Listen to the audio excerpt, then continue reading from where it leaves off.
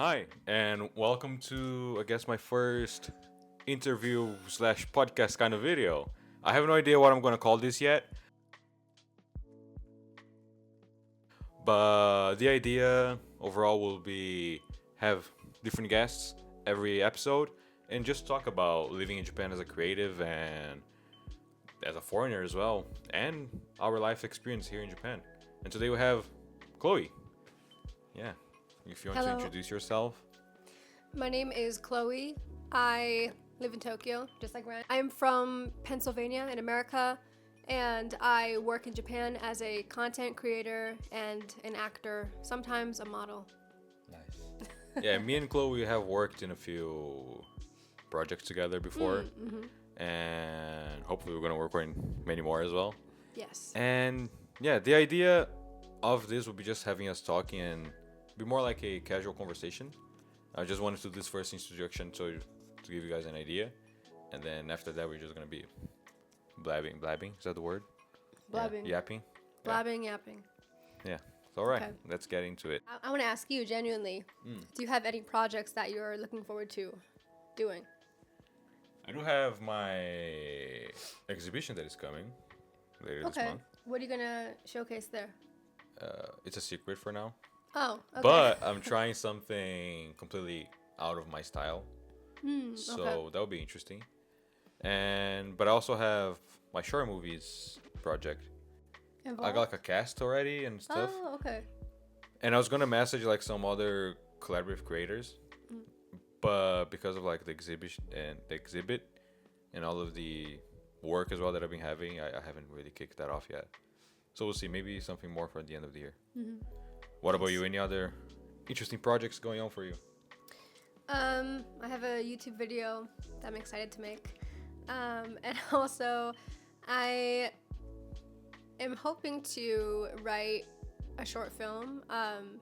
Not sure exactly where that's going yet, but instead of always just being a part of other people's, I want to write my own and kind of have their own creative autonomy. But also, I hope we can do like a horror short or something like that. yeah. Because we did one a couple months ago. We did, yeah. But That was okay. That turned out good. Yeah. Oh, okay, yeah. well, we should plan to do one.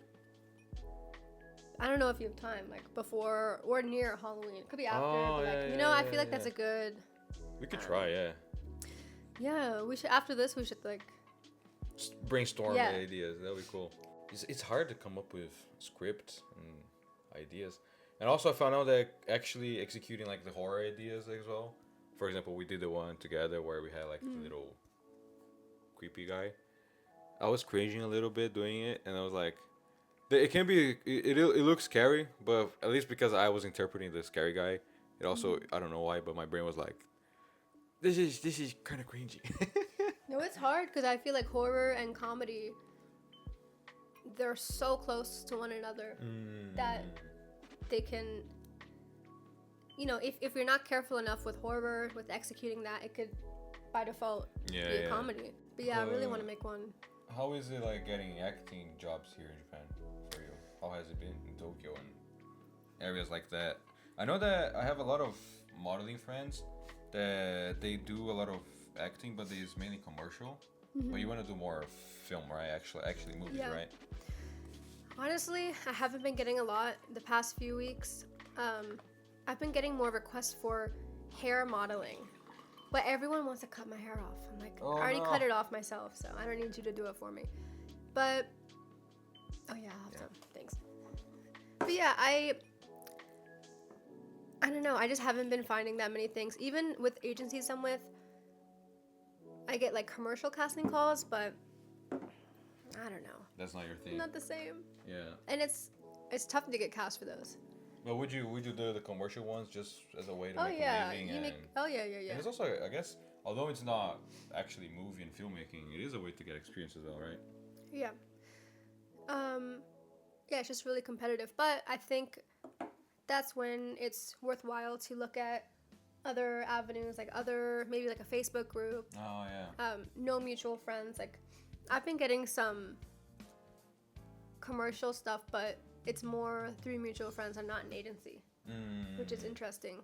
And then that brings me back to wanting to write my own thing, because I feel like you can look and look and look for casting calls, auditions, what gigs are going on, but if you don't find anything, I feel like why not make your own, you know? Like if something's not there, make it there by creating it. Easier said than done, but Yeah. that is a goal of mine in the near future. Yeah, I have like 3 feature films that I want to make. I already have the story. One of them I don't have a script, but I have the story more developed. But I'm not gonna jump into a feature film right now because I don't have the experience with it. I mean, I think the longest one I have done so far was maybe like 3 minutes long. So that's why like the short movie project came to be, because it's an idea that I had, so it'd be like 6 short movies, all of the same theme, and then they'll all be around 5 to 10 minutes long. It's like I came up with that idea as a way to gain experience to then get to the like feature film length. What's your first one? Is it a secret? Oh, the first one that I wanna, the first. Because you said you feature have film? the cast, right? Oh yeah. Or So for the short one. the short ones, like I think I posted on Instagram, like on the stars. I don't Did remember you? if you reached out about it as well. Maybe I have you in the casting list as well. Let me see. What? I have the list right here. But the name that I gave it. Oh, this is my first. What do you say? This is my first time saying out loud the name of it as well. But it's called like Almost Nothing Everything. Almost But- nothing, everything. Yeah. Okay. So it's kind of like tiny clips. So like it's a series concept. I had like ChatGPT help me brainstorm the ideas. But like it's a series of short movies, 5 to 10 minutes each, capturing the exact moment when someone realizes they might be falling in love. Falling, not in love yet, but like into the possibility, you know. So like the first idea that have one of the short movies already more developed. So it will be about like a barista. He works at a cafe, and there's one client, this girl that always comes in the morning at the same time, always orders the same coffee, and then just one day, randomly, when he's not having such a good day, but he remembers that she's coming, he already prepares her drink beforehand. She gets there. When she gets there, he hands it to her, and she's just like, oh, like, you always remember like what I want, like that's so sweet of you, thank you so much. And that's the moment when he's like, oh fuck, I think I'm starting to like her, you know. And that's the whole concept of the story. So I have like 5 other stories that will follow the same path, you know. That'll be cool. Yeah. For the cafe one, are you gonna do a makeshift cafe or look for like a studio that has? I actually, I feel like you could do it here in your house. Like, Maybe. it looks like a cafe. well, coincidentally enough, I did meet a guy in a really random event that I went to, that he owns a cafe, and I was like, Nice. if I ever want to shoot in a cafe, could I use their place? I'm like, yeah, for sure. You're like, That'll be hell good. Wait, if you have, I don't know if you have all the cast for all of those, but Yeah. Oh yeah. please let me know. I will. I was love gonna check if you were in it, and then I forgot. Yeah, I didn't know. I think I have the crew. So I have like potential PAs here. Okay. I have the collaborative creators. I have actors and actresses. Okay. Oh yeah, the actresses filled up, and the actors I only found like 3 actors. Oh. It would be like a sort of, it would be like, so 6 pair, no, yeah, 6 pairs, 6 couples. So it'll be like 6 actors and 6 actresses. Make it a lesbian couple, and I'll be one of the actors. Really? Okay. I'll do it. Because I think If you have space. No, yeah, because I That'd be fun. think it filled up, and I don't think it was reached out to me. So like I was going by Yeah, like who reaches out first. yeah, like Yeah. order of reaching out, but I can definitely put you in Do here. a gay couple, so you can have Gay 2 couple. girls in one. Maybe. Yeah. You should, and that shows more inclusivity and stuff. That's a good idea. Yeah, if you have openings, let me know. Mhm. I'm always down. For sure. You can always. I can make a 7 one. I can make a 7 one. Yeah. They had some people reaching out to be collaborative creators. They even sent me kind of like their resume, and I looked through it, but I didn't reach out to them yet because I said like I got busy with work, and also I have the exhibit coming, so I'm focusing on that now. Although I'm pretty done with the exhibit because I already finished the photos, already sent for printing, so now I just have to wait. Yeah. But yeah. What other, like, what made you want to start this series? Did you see something similar, or were you like, wow, I don't see too many people talking about living in Tokyo as a creative, or? Oh no, yeah. So the idea that I have for this kind of like video, one is because like I realized that I know a lot of creative people and a lot of interesting people, and I feel like there could be an audience for that. And I feel like sharing people's stories and how they got here, what they're doing. I don't know. I thought it was a pretty cool idea, and also it was an excuse for me to hang out with my friends. True. See, now Yeah. now we're hanging out finally. Yeah. Yeah.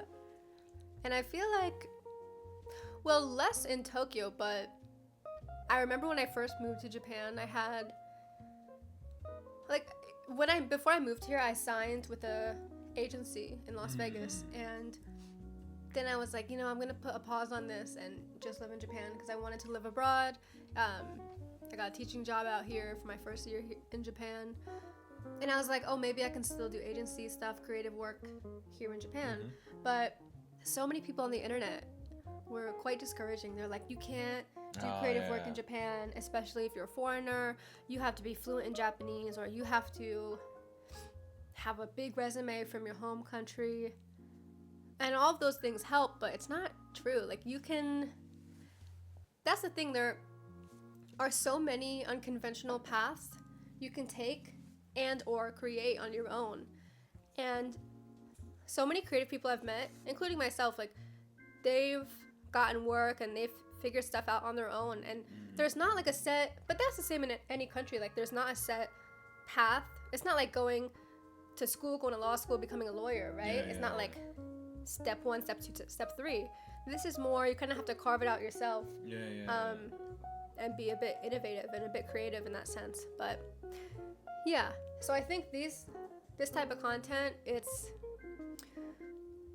I don't know, I like to always remind people, like, you can do it. You can, if you want to do something, you can do it. Like, just figure out a way to carve your path, you know? Yeah, like, we have a saying in Portuguese. Oh, what is it? That it goes like, what, if you want something, you find a way. Kind of like, yeah. Which, in Portuguese, go like, quem quer dá jeito. So like, whoever wants it finds a way. Yeah, literally, that's what it means. I agree. But like, that literally means, like, if you want something, you really want something, you always find a way to do it.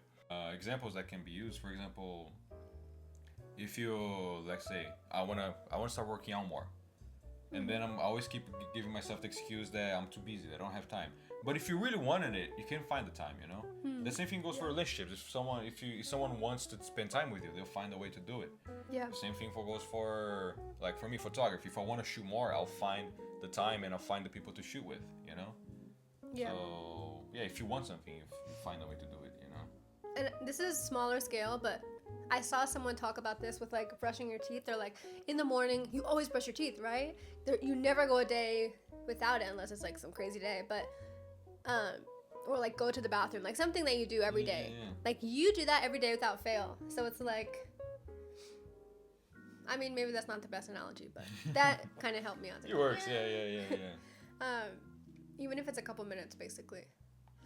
But, yeah, I agree. And I think you need to be careful who you get advice from, or like who you talk to about stuff, especially if you're hoping to work in an unconventional, like, non-corporate job. Yeah. Because a lot of people, like, including my family, they're kind of like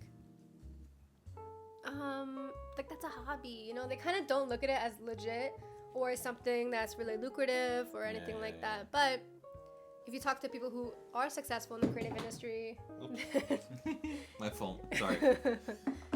it's nicer because you are met with encouragement and, I guess, you know. I was very lucky that ever since I started my photography journey, everyone that was around me was very supportive. Yeah, Like, that's good. I don't think I've ever heard anyone tell me that I couldn't do it, or that it was hard, that was impossible.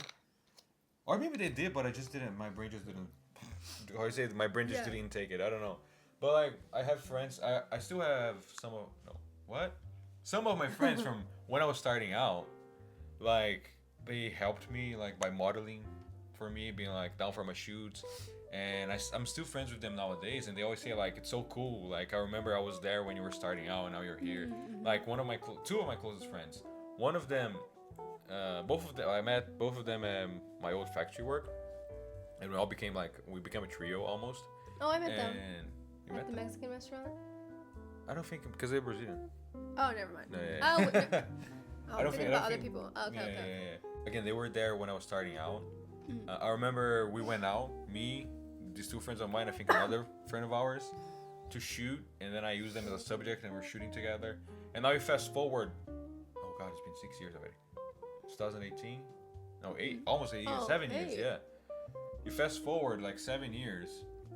Last year I photographed one of their engagements, and this year I photographed one of their weddings. You know. Wow. Okay. Yeah. Oh, that's cool. So it's crazy how like it all goes around. I remember also when I was graduating high school, that's where I met my mentor, and he took photos of our graduation and stuff. And I started doing the photography course with him. And like 2 years later, I found myself photographing the graduation from the school that I graduated from. So I went from a that's cool. What do you call it? Went from a Graduation ceremony. No, I went from graduating to photographing the graduation. Yeah. Yeah, it's weird how it does come full circle. Yeah. But it's nice because that allows you to see where you started, where you are now. That's cool. And I don't know if I'm just super lucky with the people that I was around with, or I'm just completely oblivious. I always say that to people, like, I never really met anyone that doesn't like me. But I always say that either I'm super lucky or I'm very oblivious. That's the thing. Like sometimes someone's like saying like they actually hate me with all the guts, and I'm just like, I don't know. I'm just looking to the wall. I'm like, ooh, you know. It's like better not to know though. I feel like if you know people don't like you, it's, I don't know. It could stunt your growth. Yeah. Or some people are like haters or are motivators, but I mean, I don't like it. Were you able to have like, you said you had some people saying like you couldn't do it, but do you have a lot of people supporting you as well? Yeah, most people in Japan were really encouraging. Some people were kind of like before I moved to Tokyo, they're like, oh, you need way more experience if you want to do creative work in Tokyo, or oh, you kind of have a cliche foreigner look. So, but honestly, none of those opinions turned out to be true. So I don't really think too much about that. But it's hard when it's like my family and my close friends back home. They like, my sister says stuff to me. She's like, when are you getting a real job? And she's like, what are you even doing in Japan? What do you want to be again? Like, they're just kind of, I don't know. I take everything they say with a grain of salt because we live completely different lifestyles. Like, they work for corporate America. They live and work in the same small town we grew up in. Not that that's a bad thing, but it's like, I feel like we're living two completely different lifestyles. Yeah, you have like different goals as well. So. Yeah, so I don't understand their lifestyle, but they don't understand mine. So it's kind of like a mutual misunderstanding. Yeah. So. Agree to disagree. Yeah. You know, Yeah, I think it's important to have supportive people in your life, because if you don't, I feel like it's so easy to get in your own head and be like, oh my gosh, am I doing the wrong thing? Like, should I do this actually? But I think you have to follow your gut always. But I feel like it's also important to have people that will keep you, like grounded, or keep you like keep you real to you. Like, if you want to do that, you can do it, but you know it's really fucking hard. You know, it's not what I say, like roses and rainbows. You know. Yeah. And unfortunately, that's creative work overall. This shit is hard. I think so too. Yeah. A lot of it is working for free. Yeah. I feel like, I remember some really cool gigs I got. I remember I told my family, they're like, oh, how much are you getting? And I'm like, I don't want to tell you. I'm getting a cheeseburger for it. I'm getting a free lunch. And then it's like a lunch I can't even eat. But no. But I think sometimes you do it just for the love of doing it. And like film, I feel like I mean, unless I turn into some big movie star, I feel like I'm usually okay with doing film just for the passion of it. Yeah. I mean, if it interferes with my ability to afford life, then that's a different story. And of course you want to get paid and your work to be valued just like other industries. But if it's like a group of friends and you're all like doing a passion project, I feel like that's different. Yeah. You know? That's me with photography, because there's a lot of shoots that I do that I don't mind doing for free. When I get paid, I'm like, hell yeah, it's even better. Right. And like, there are some client shoots that I do. That, for example, the client hires me for 2 hours, but you know, he had like a whole idea. That's actually what happened with one of the shoots. I had like an engagement shoot in Tokyo, and my client, like, we were talking for months, and she had like a set of things that she wanted to do, like, and all these ideas, and we discussed all of those. We shot for 2 hours, and then we were only supposed to shoot for 2 hours, but we only got half of the stuff done. And then I was like, do you want to keep shooting so you can get everything? And they were down for it, so I just shot for an extra 2 hours for free because I actually didn't mind, because I actually wanted to get the result, because I was excited about it, you know? Yeah, I feel like that's a good thing about we're not, I don't know if it's a good thing, I guess it's up to you, but it's like at some jobs you don't like, you're like, oh my god, right at 5 or right at 6 I'm clocking out. But if you're doing stuff you're passionate about, it's like you're down to work longer. What is it? People say they're like, it's something about, oh, I quit my 9 to 5 so I could work 24/7. And it's those people that start their own business. I think so, yeah. But I feel like you don't mind working a lot if your work is like your life's purpose, like your passion. I feel that's true, because when people say like, when you start doing what you love, you're never gonna work a day in your life. And I'll be honest with you, it's now been a full year. Yeah, October 2nd.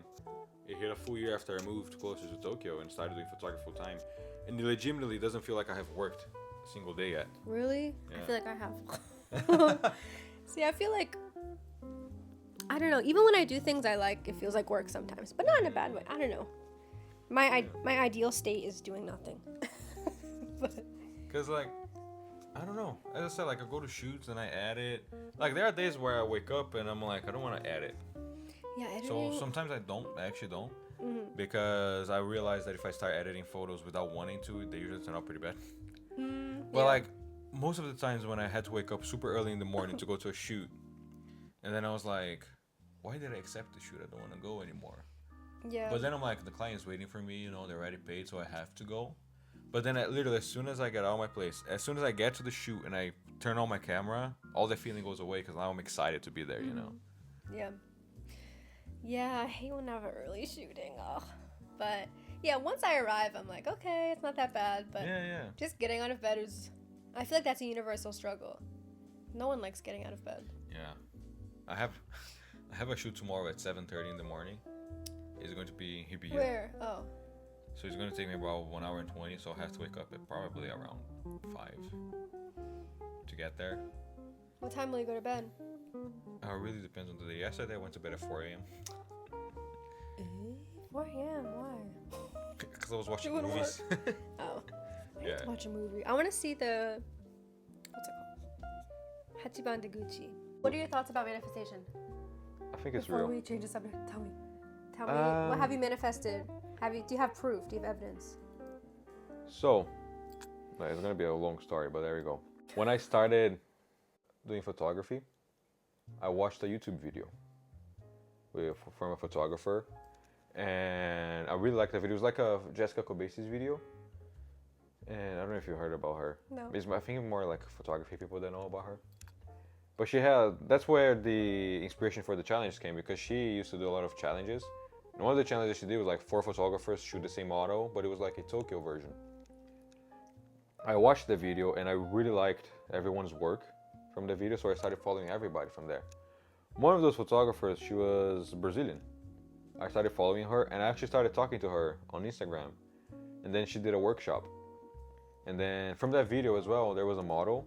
And she's a pretty big model here in Japan. Yeah, you told me this. Yeah. But tell them. But her name is Georgia. And I remember when I watched that video, I was like, man, it would be so cool to like work and shoot with her someday.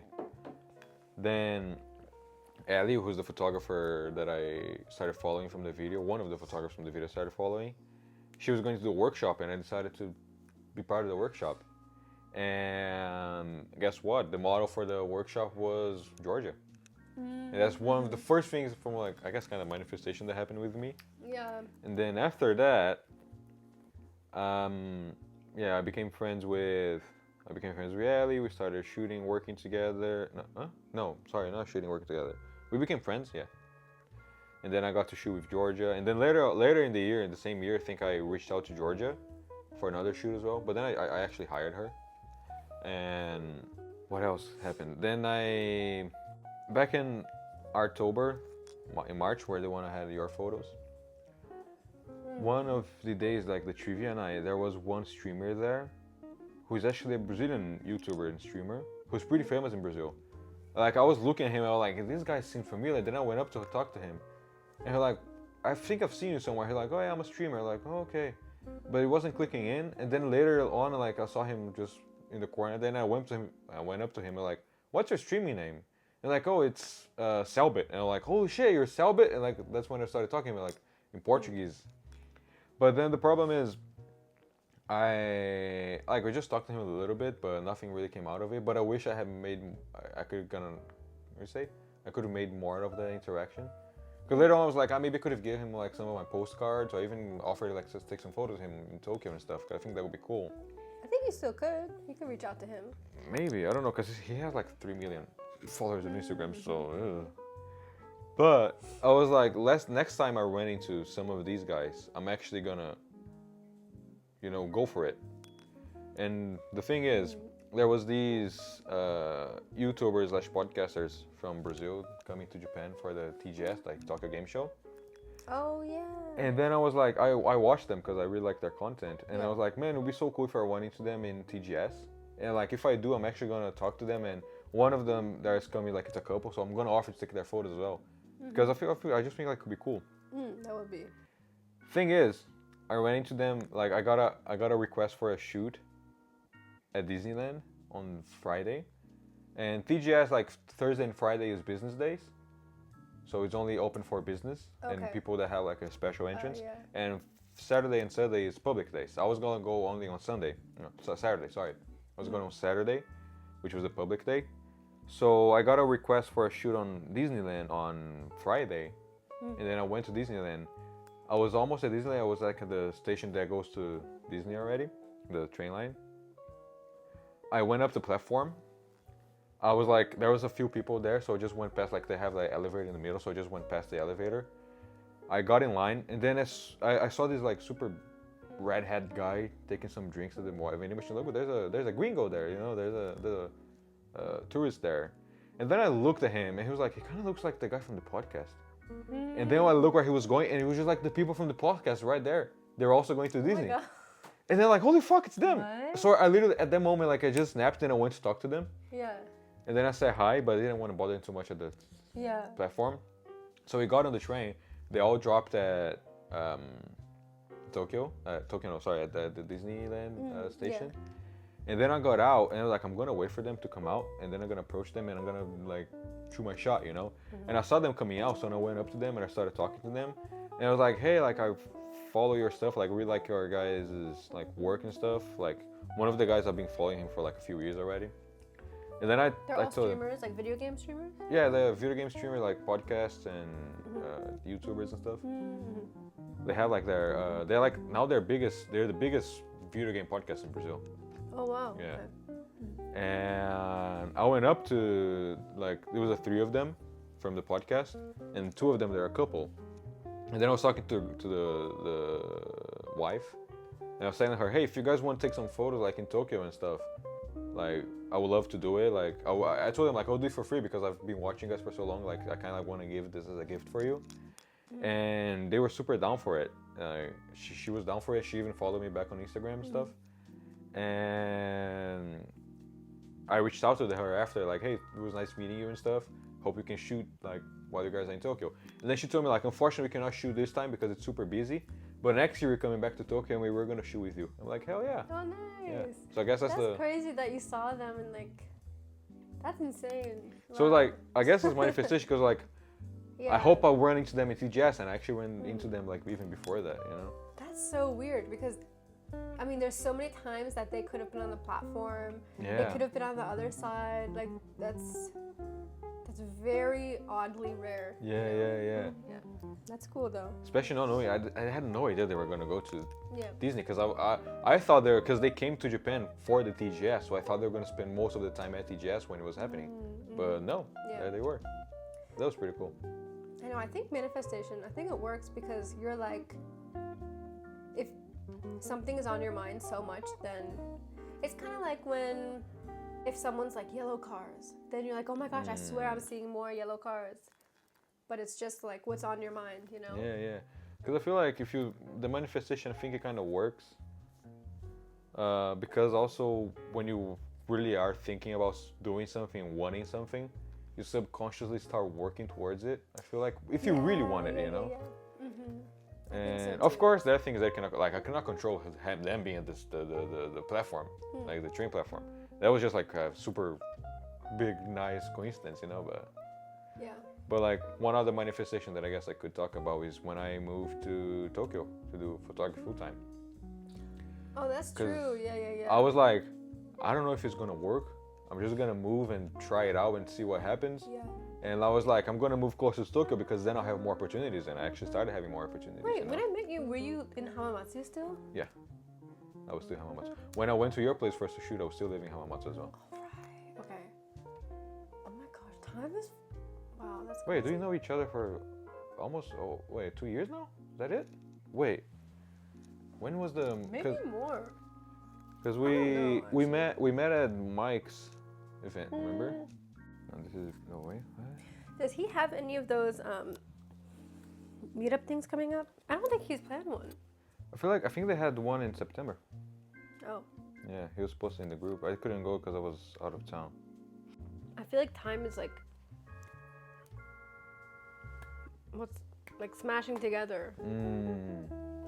What's this? Oh, here it is. Oh, it was so much easier to go here. Oh. Oh, there you are. Oh, 78 my weeks hair. ago. What can I say?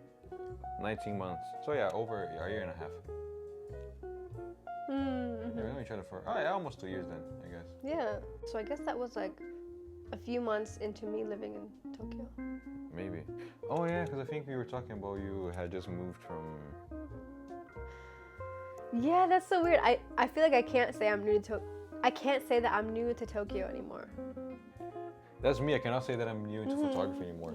Because I used to say, because like I thought that even though you had like 3 or 4 years into photography, you can still be considered, I guess, like a beginner.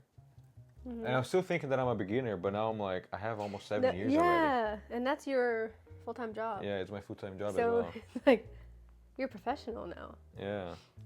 Yeah. April 14th, 2024. A year and a half. Yeah. Okay. Wow. Time flies when you're having fun. Yeah. Yeah, it feels like after I moved close to Tokyo and started doing all this stuff full time, and it feels like it's been like 10 years already, and it's been 1 year. Like at the same time, they pass super fast. So much has happened that it feels like it's so much longer, you know? I don't know. I know, perception of time is weird. I feel like it's never linear. Like, it feels fast, but then slow, but then long and then short. Like, it's really weird. And I feel like the way you perceive time is also, it like reflects your mental state as well. Like, I feel like when, at least for me, if I'm going through a hard time or if I'm in like a rut, time slows down really slow. Or at the same time it speeds up and then I'm like, oh my god, a month has passed already. I don't know. It's like both. Yeah. I don't know what I'm saying. Feels like when there's an event coming up that I'm really looking forward, time slows down. Even though I'm busy, it feels like it slows down. For example, I have my exhibit coming and I'm like, I want it to happen a lot, like soon, but it still has 2 weeks to go. Yeah, But as soon as I get distracted, I'm like, oh shit, like tomorrow it is, you know? that's true, yeah. But what about you? You were talking about manifestation. Do you believe in manifestation? Do you have any episodes of manifestation?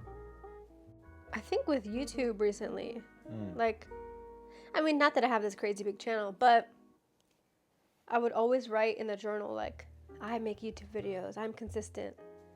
You know, and same with acting, like, I would write that in a journal, like, I'm getting acting jobs, I'm doing this.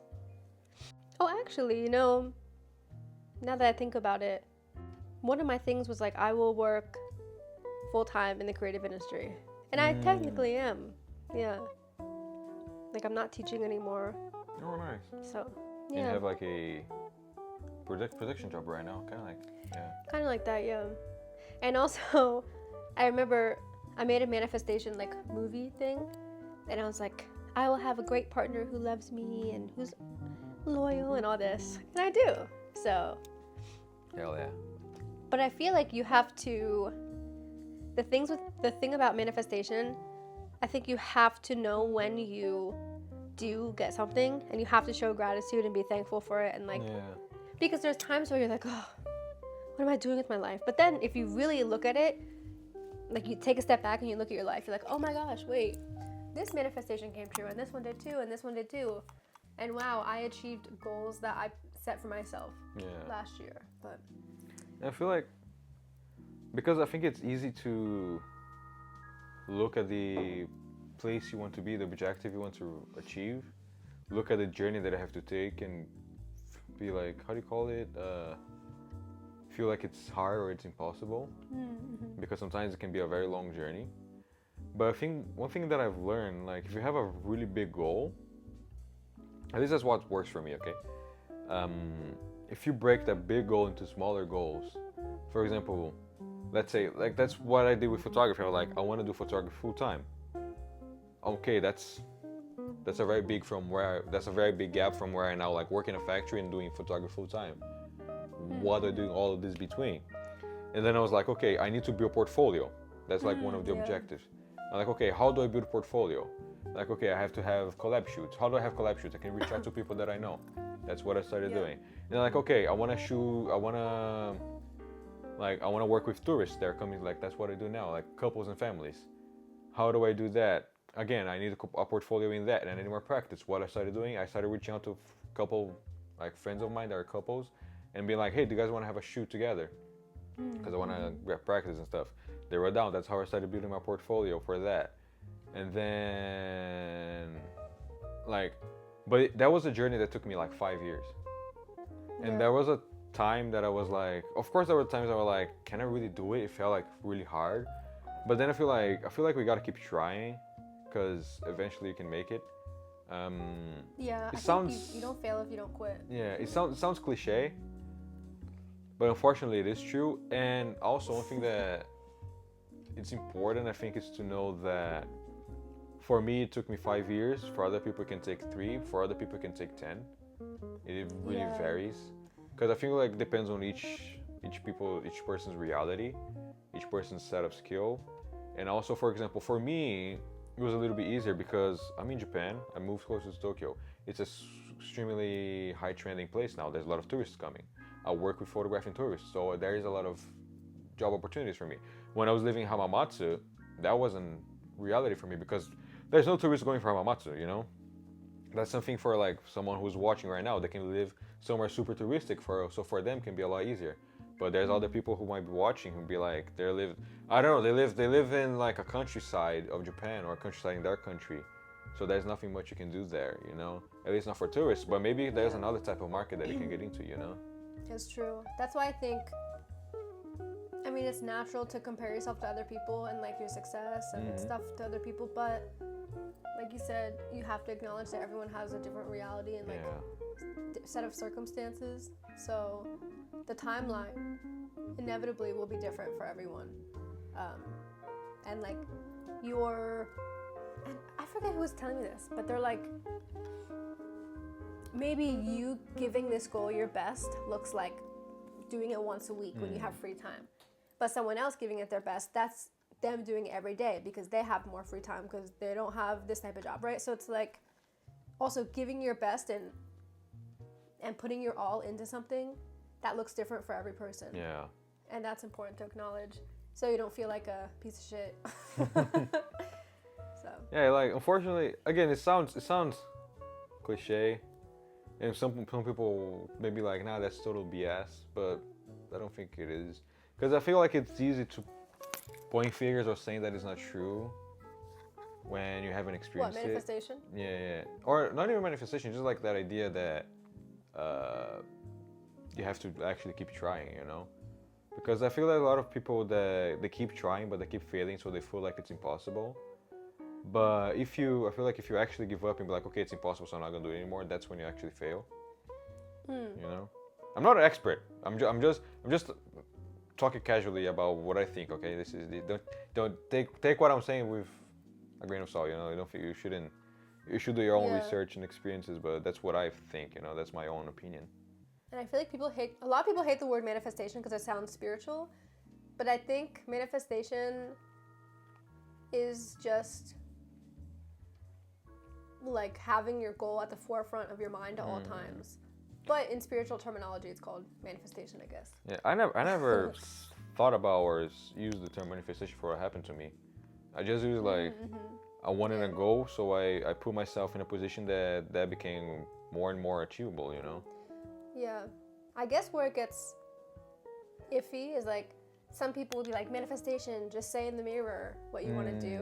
I think talking in the mirror can help, but like some people will be like, oh, I want to have my own business, so they just go in the mirror. I want to have my business. I want to have my business. But like, I think that's good, but you have to supplement that with like action and actually doing stuff. Like you can't just talk in the mirror. You have to manifest the action as well. You know. Yeah. I feel like that's important. Yeah, like for example, I'm just using myself an example because that's the only example that I know. You know, I cannot talk for others, but as for photography, I wasn't just waiting like I wanted to photography full time. And that's what I did, like just sitting around waiting for it to happen. No, I actually try to get practice, try to reach out for people, or try to build a portfolio, try to get into agencies and like had shoots and gain experience, you know. And then things just started happening, you know. Of course, a lot of the stuff that happened, they were pretty nice, who were not in my control at all. But I don't know. Like just going back in the podcast people that I went into on the train platform. There's no explaining that. That just happened, I know, you that's know. weird. And then I'm like that. I thought about it and it happened. I'm like I don't know how it came to be, but it came. Like I'm grateful that it did. Do I feel like it was a manifestation? I have no idea what it was. I just know that it is. You know. That's really weird, in a good way. Yeah, I see so many like podcast like edits clips of people talking shit, and then you see people in the comments like, now everybody thinks they can start a podcast and they're an expert on everything. But everyone can start a podcast. Everyone can start. That's true. You could talk about anything. I could talk about this table for a fucking hour.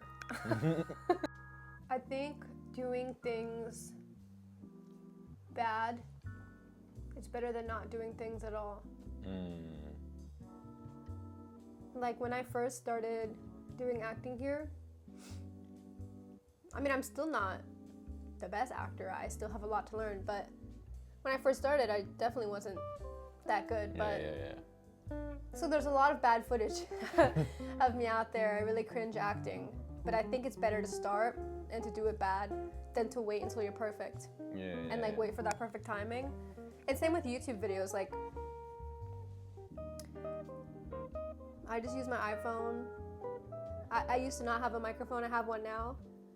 I used to not be that good at editing. I'm still not amazing. Like I'm okay, but yeah, do it bad then not doing it at all. Yeah. Because also I feel like some people, they see people doing something really well and they're like, oh, that's easy, I'm also going to do that. And then they start doing it as well, and then they suck at it, and then they give up or they think they're not good enough.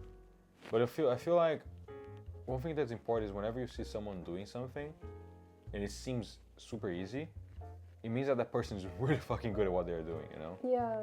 So, and for that person to get to that point, it took a lot of trying, a lot of errors, a lot of failures.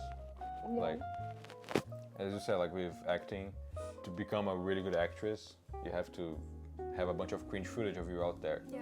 Same thing for me as a photographer. For me to become a better photographer, I have to have a ton of bad photos out there, you know? Yeah. But those the bad footage, the bad photos, they build what will become like a good professional while you are, you know? And I think, yeah, that's something I think I learned the hard way, like that there is no perfect time to do anything. Mm-hmm. Because I do wish I started things earlier in life, but I mean, better late than never. Yeah. But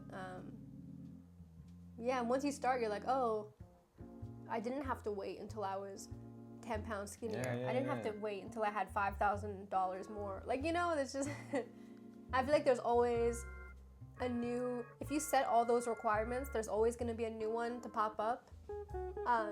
And then you're going to have this like infinite list of requirements and limitations for that like stop you from starting or continuing even. But screw a requirement list. I don't think there is one, you know? Mm-hmm. I think, and especially if you're like a filmmaker, a YouTuber, an actor, like any type of person where stuff that you make centers around a story, I think the story is always the most important part. Like if you want to make a film, but you have shitty camera quality or the lighting sucks, the music's wacky, I mean, those are important details that you can brush up on later, but I think the essence of everything you create is the story. Yeah. And the story, there's no technicalities with it. Like, you don't need the best gear to portray a story. You don't need the best lighting. You don't need the most professional editor. You know, like a story is a story. You know, if you have a pen and a paper, you can portray a story. So. Yeah, that's what my last YouTube video, I was talking about like the gear stuff. Oh, what did you say? I didn't watch it. What did you say? I need to watch it. How dare you not watch it? I'll watch it. No, but... What did you say in it? No, because I feel like a lot of beginner photographers or people that get into photography, they have this...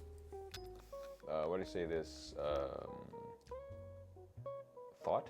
This idea that you have to have the best gear to be able to take the best photos. But the thing is, the whole purpose of the video is because what I'm using now to shoot this video is my 24-70 f4 lens, which it is a kit lens. A kit lens, when you buy a camera, usually you buy the body of the camera, but a kit lens is literally a kit. So it's a lens that comes with the camera that you can use, and it's usually an entry level or a cheaper lens. So it's not usually it's not really considered professional. That looks really good quality. No, yeah, that's the thing. Like, as I said, like it's not bad. It's not like it's a terrible quality. But for example, this is not considered a professional grade lens, because I think the market like a new one like this one is around 120,000 yen. It's still expensive. Like for someone who's outside of photography, you're gonna see that and feel like, okay, that's expensive. But I guess the professional grade one of this lens, like the 24-70 2.8, that one is around like 350,000. Yeah. So you can see like there's a very big, and that one is considered like the professional one. But what I talk about in my video, no, it is good. Like, but what I talk about in my video is that like, it doesn't matter if you have like a $6,000 gear if you don't know how to use it, because if you give a $1,000 like gear to a professional photographer or someone who knows what they're doing, they're gonna get a far better result than the person who's using a 6,000 gear but they don't know what they're doing. You know. And that like the idea of the video came because I started reusing that lens more for photo shoots, and I started realizing that I was getting some really good, nice results that I was really proud of. And those are results that I didn't even think I could get with this lens in the beginning of my journey, you know, because I thought I would have to get better stuff. So pretend there's the worst camera, shittiest quality camera in the world, and then the best camera quality in the world. And the person behind it, we have a beginner and a super, super professional.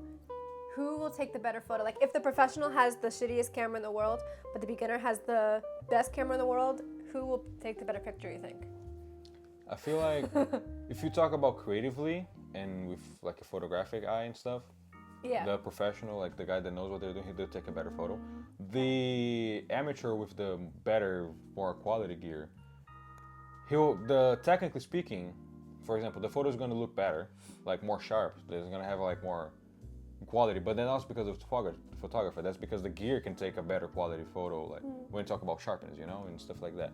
But when you talk about the creative process, the photogenic part of the photo, like when you start to analyze the photo, it's not going to be as good as the professional one, you know. I actually have here, let me show you. I was just like, I have this saved. No, you can see this is my own work. The top is when I was more in the beginning of my journey, and this is like more recent stuff. Same camera, same lens, everything is the same. The only thing that's different is me. I noticed a difference. Yeah. I don't know. I can't explain it. You can see the I difference, see it, right? but Yeah. Can you, like, do you have the words to explain it, or is it? Cause I don't have the. It's just like a sense. Like I can't tell you why. So, these photos on the top. First, I used to use a lot of out-of-camera flash, Oh, okay. and these photos are very static. You can see they just Oh, okay. stopped and posed for the photo. Editing, it's very basic, almost like for my opinion, doesn't have a personality to it. You know, like these two, it's okay not have a personality because the idea was to be like more fashion catalog. Those are not supposed to have personality. But these ones were I took with my photography course. Oh, okay. Yeah, and these were both on the same day actually. This was my first pay gig I ever did. This is a friend of mine. He decided to hire me. It was pretty nice of him. And this is my old classmate who was down to model for me to practice. And you can see, like, again, they're all very static. While for these ones, there's a lot more movement. Yeah. There's more color. More There like is- light. Yeah, Bursts of light and stuff there's like more that. there's more understanding of the light, Shadow. the shadows, and like you can Angles. see angles, like more bold angles, not very static. Same thing for this one, more movement, not as static as well. This one is a little bit more static, but it's But I more see impactful, movement you know. because the hair. Yeah. This one as well with the cloth. This is like one of my favorite photos. I like that. That's Yeah. cool. So you can Wait, see is that the a dress? The bottom? yeah. This is a whole other dress. This is just Oh, like that's pink, cool. pink Oh, okay. cloth. Yeah. So you can That's see cool. the Yeah. That's a nice side by side comparison. You can see, like, again, the only thing that's different there is Yeah. me. And Yeah, that is a good point. to be honest, at the bottom here, I just put a filter in my lens. There's also a filter in my lens. But then the only thing that it does is you add a little halo effect here on the light. That's it. It's like a black mist filter.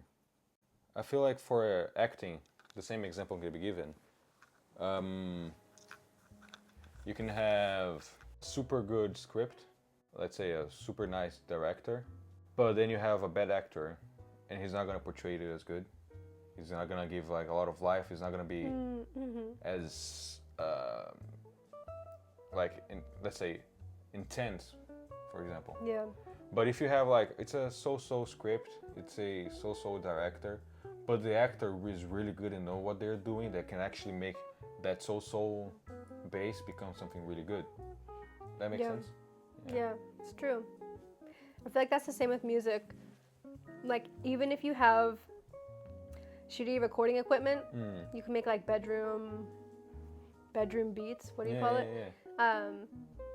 And if you have the talent, if you have the creativity with the lyrics, you can probably produce something that's really good on $5 budget. Like, compared to if you have a whole professional studio and like professional sound mastering. Is that what you call it? I know what you mean. I know what you're talking about. But yeah, I think about that. Like, when I got my first camera, I ended up selling it, like I told you. But I got it. I was like, this is for my YouTube video. But then I was like, I don't know how to use this. The menu's in Japanese. I'm confused. Like, even if it was in English, I would still be confused.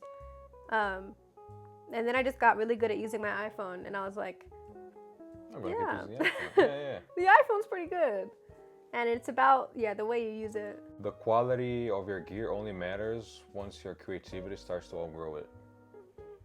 Like, once your actual gear is holding you back, once you're making the most out of it, but there's more you can do, but you're actually technically being held back because the gear that you have cannot achieve what you want, that's when it starts to matter.